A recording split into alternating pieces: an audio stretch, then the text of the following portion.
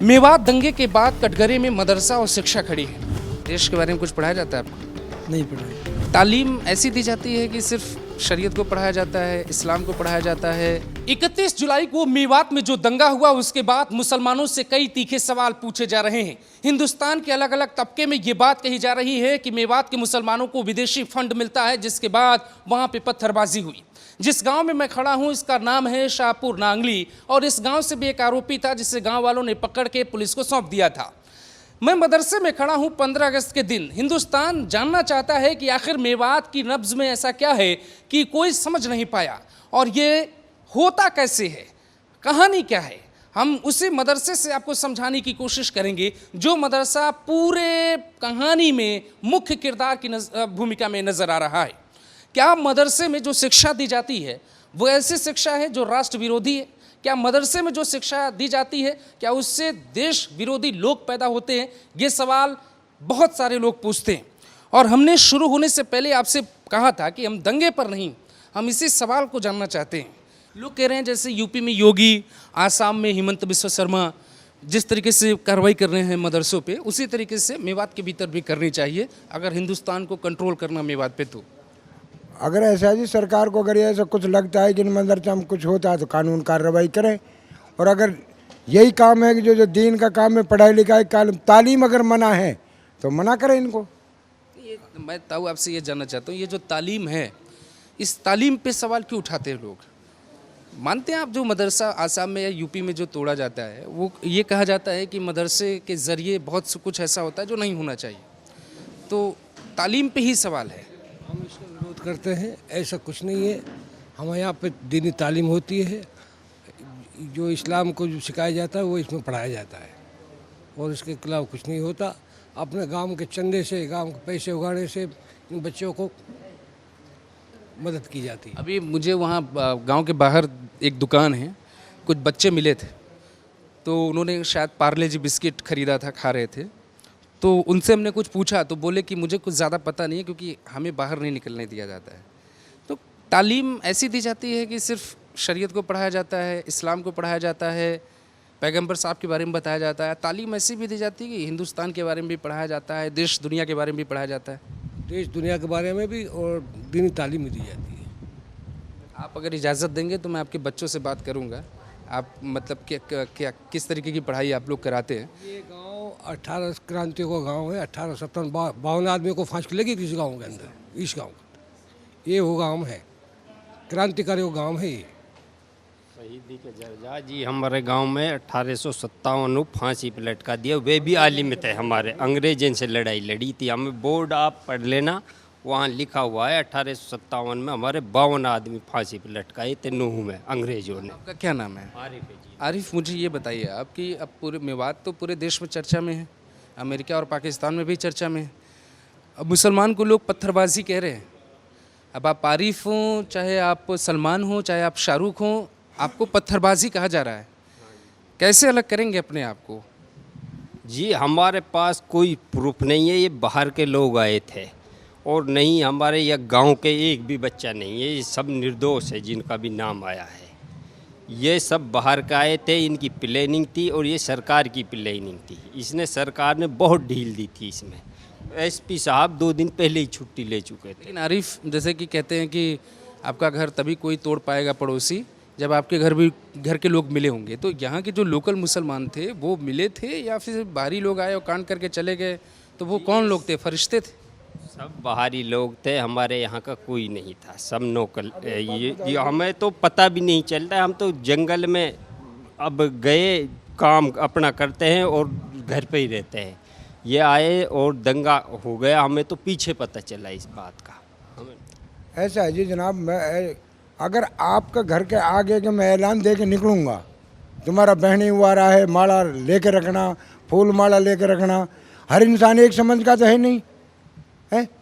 वहाँ से उनकी वीडियो देखो जी, आप भी देखो वीडियो, वाह बिट्टू बजरंगी की वीडियो देखो। मैं तुम्हारा जीजा लगता हूँ जी, मैं आ रहा हूँ स्वागत करना, फूल माला से स्वागत करना, फिर ये मत कहना कि बताई नहीं थी हमको। जब इस तरह से किसी का घर पे कोई ऐलान करके जाएगा, हथियार लहरा के जाएगा, तो फिर वो क्या करेगा? एक तरह का तो बंदा है नहीं, एक समझ का बंदा है नहीं। कोई किसी तरह ले जाता है, कोई किसी तरह ले जाता है। उससे पहले मोनू मानेसर, ये राजस्थान घाटमी के गांव में, वहाँ के 2 आदमियों में जिंदा ले जाकर जिंदा में आग लगा दी और फिर ऐलान दे के ये कह रहे हैं कि भाई लेकिन राजस्थान पुलिस कह रही कि ये सब कोई केस उन पे बनता नहीं है। कल ही राजस्थान पुलिस ने एक पीसी की थी जिसमें कहा था कि इस तरीके का कोई केस नहीं। क्यों तो वक्त डोलता है उस पर केस नहीं बनता, तो हाजिर क्यों नहीं होता? ये भी तो कहा था, फिर बाद में अगर राजस्थान पुलिस आएगी तो पैरों पे, लेकिन जाएगी कंधों पे। ये उन्होंने कहा था, बजरंग दल वाले जो वहाँ रेवाड़ी में पंचायत होती, उन लोगों ने कहा था राजस्थान पुलिस आएगी तो पैरों पे जाएगी अब उस पर। कोई नहीं कहता, ये तो चाहे कुछ भी और ये आप ये कह रहे हो मदरसे मतलब ये लीगल है, मतलब जो आप कह रहे हो इन पढ़ाई जाती है, ये बताओ आरएसएस वाले क्या पढ़ाते हैं? क्या राष्ट्रवादी पढ़ाते हैं? वो राष्ट्रवादी पढ़ाते हैं? कौन कौन बोलता क्या वो मतलब? अब ये जो ये बजरंग दल वाले होते हैं, इनके बता दो इनके घर पे कौन सी ये गाय की रक्षा कर रहे हैं? ये मोनू मानेसर है, जो मोनू मानेसर है, ये यहीं पे दलाली करता है। अगर इनको हफ्ता नहीं देता तभी इनको मारता पीटता है। इसका ये काम है, ये आज से नहीं है, ये कम से कम 10 साल से यहाँ आ रहा जा रहा है। कुछ लोग यहाँ के मिले हुए वो इनको बता देते हैं, हाँ आज यहाँ गाय ले जा रहे हैं, इनसे बात करो, तो अगर पैसे देते हैं ठीक है, नहीं तो जाने दो। आज तो उसके पास इतनी प्रॉपर्टी है, ये बताओ बजरंग दल क्या उनको तनख्वाह, कितनी तनख्वाह देती है उनको? आप मुझे मदरसे पे बताइए कि जो मदरसे में जो शिक्षा दी जा रही है, जो तालीम दी जा रही है, इनको हिंदी वो राष्ट्रवादी तालीम दी जा रही है या राष्ट्र विरोधी तालीम दी जा रही है? बहस देश में यही है। राष्ट्र विरोधी बिल्कुल नहीं है यहाँ पे। इनको एक तो इस्लामिक तालीम दी जाती है और अपना वतन, हमारे इस्लाम यही कहता है अपने वतन से प्यार करो, दूसरे वतन की सिफारिश नहीं करनी। जो अपने वतन से प्यार नहीं करेगा वो देशद्रोही है। हमारे इस्लाम यही कहता है। हमारा इस्लाम कभी ये नहीं बताता किसी से लड़ाई करो या कोई किसी भी धर्म से ताल्लुकात रखता है। साहब यही सवाल मैं जानने के लिए दिल्ली से 5वीं में बात आया हूँ। जो धर्म कहता है लोग मानते नहीं। अभी आरएसएस की बात छेड़ रहे हैं तो बात बढ़ गई है। अब आप कह रहे हो कि तालीम ऐसी नहीं दी जाती है, तो लोग यही जानना चाहते हैं कि जिन लोगों ने पत्थर उठाए उनकी तालीम कहाँ हुई थी? अब पत्थर फेंकने वालों को भी कोई तालीम होती है क्या? है? उनकी क्या तालीम है? झगड़ा बोलने वाले की क्या तालीम है? हैं? अब आप किस बात को ऐसे भी अगर मेरे से गलत निकलेगी तो आप उसको बर्दाश्त कर जाओ। कोई ऐसा भी है जिससे गलत निकलेगा वो बर्दाश्त नहीं करता। किस क्लास में हैं आप? किस क्लास में हैं आप? जी हिपजी कर रहा हूँ, किस क्लास में हैं? दौर कर रहा हूँ जी। क्या कर रही हैं? कुरान याद कर। कुरान रिपीट कर रहे हैं। तो मतलब क्या यहाँ पर 10वीं हाई स्कूल जैसी व्यवस्था नहीं है?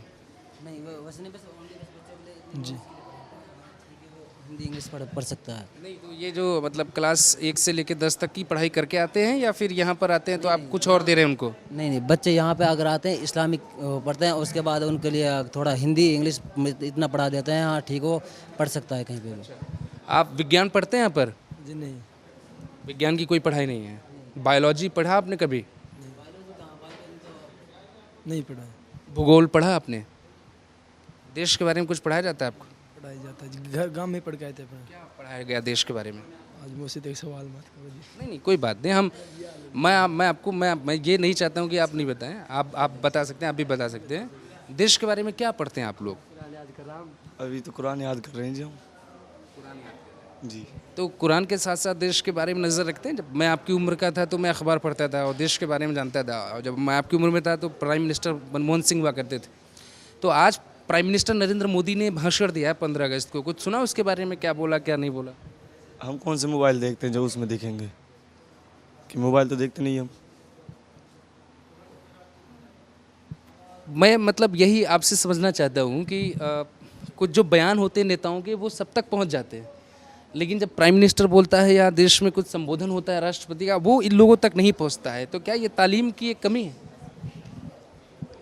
हमारा मोबाइल से कोई कांटेक्ट नहीं, फिर हम कैसे देखेंगे उसको? अखबार तो आता होगा? नहीं, हमारा अखबार से क्या कांटेक्ट, हम नहीं पढ़ते। मेवात में क्या हुआ आपको पता था? मुझे क्या पता उसके बारे में? पता तो है पर इतना मालूम नहीं है। बाहर नहीं निकलते क्या मदरसे के? नहीं। मुझे ये बताओ कि जब विज्ञान पढ़ोगे नहीं गुरु, जब भूगोल समझोगे नहीं, इतिहास जानोगे नहीं, तो क्या सिर्फ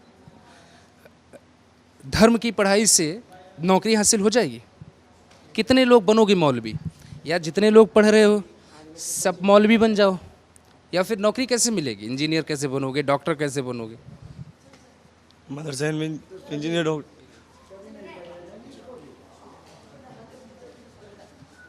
कैसे बनोगे आप? मतलब आप जब विज्ञान नहीं पढ़ रहे हो तो आप कैसे आगे बढ़ोगे? आगे बढ़ेंगे। ये मौलवियत में सब चीज़ पढ़ा देते हैं, जब मौलवियत पढ़ते हैं उसमें पढ़ा देते हैं सब चीज़ को, विज्ञान पढ़ते हैं आप? पढ़ा देते हैं, इसलिए हम मौलवियत अभी मौलवियत नहीं पढ़ रहे हैं। जी, मौलवियत में सब पढ़ाते हैं। मौलवियत में सब पढ़ते हैं। तो आपकी उम्र क्या हो गई है? 17 साल। तो 17 साल की उम्र में तो वैसे आमतौर पे लड़का हाई स्कूल पास करके इंटर पास करने वाला होता है ना? तो आप कहाँ तक पढ़ाई किया आपने ये मदरसे के अलावा? स्कूल में कहाँ तक पढ़े आप? 6 क्लास पढ़े। 6वीं क्लास में आपने छोड़ दी। अब आप धर्म पढ़ रहे हो, तो आप मुझे बताओ गुरु कि जब धर्म पढ़ रहे हो तो धर्म के साथ साथ नौकरी के लिए क्या पढ़ाई कर रहे हो आप? मान लेते हैं मौलवी नहीं बने आप, तो फिर आप क्या करोगे? परिवार कैसे चलाओगे? हमारे इस धर्म में नौकरी मिल जाती है जी, इस कुरान मिल पढ़ने से मिल जाती है। कुरान पढ़ने से मिल जाएगी, सरकार दे देती है। सरकार पैसे नहीं लेते जी हम। जी, वक्फ बोर्ड ने भी दिया था, उनकी टाइम पे सैलरी नहीं आती। जो इमाम है वक्फ बोर्ड के, उनके लिए भी टाइम पे सैलरी नहीं। अरे हिंदुस्तान में तो मांग है कि वक्फ बोर्ड की ज़मीन को भंग किया जाए, सबसे ज़्यादा कब्जा उन्होंने किया है। दूसरा कह रहे कि जो मौलवी को कुछ फंड मिलता है उससे सरकार रोके। अभी गवर्नमेंट तो चाह रही है ये, मतलब इनको ना मिलेगा, जो अगर जो इनको फंड मिल रहा है वो भी चाह रही है। देश में ही मत रहे। ये कुछ लोग तो अभी मतलब पौंडी में पंचायत हुई थी, उन लोगों ने कहा था मतलब मेवात के जिला को बर्खास्त किया जाए, इनको हटाए, मतलब जिला से बर्खास्त किया जाए। क्या ये मांग है?